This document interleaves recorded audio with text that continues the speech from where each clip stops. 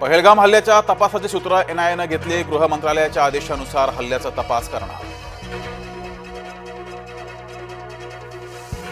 दहशतवादी हल्ल्यामुळे प्रत्येकाचं रक्त खवळले। हल्लेखोरांना कठोरातील कठोर शिक्षा देणार। पंतप्रधान मोदींचा पाकड्यांना इशारा। भारतासाठी 130 अणुबॉम्ब तयार। बिथरलेल्या पाकड्यांची भारताला पोकळ धमकी। अजित पवारांच्या दौऱ्यादरम्यान मधमाशांचा हल्ला। अजित पवारांना वेळीच गाडीत बसवल्यानं बचावले। पोलीस कर्मचारी अधिकारी जखमी। मंत्र्यांच्या घराबाहेर 14 तारखेला रक्तदान करणार। आमदार बच्चू कडूंचा आंदोलनाचा इशारा। गुलाबराव पाटलांच्या गाडीची हवा सोडणार असल्याची ही धमकी।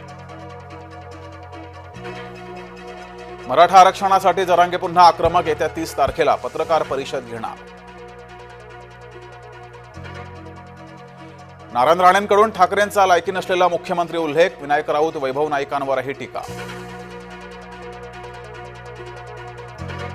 जळगावच्या चोपड्यामध्ये सैराटची पुनरावृत्ती। प्रेमविवाह केल्यानं वडिलांकडून मुलीवर गोळीबार। मुलीचा मृत्यू।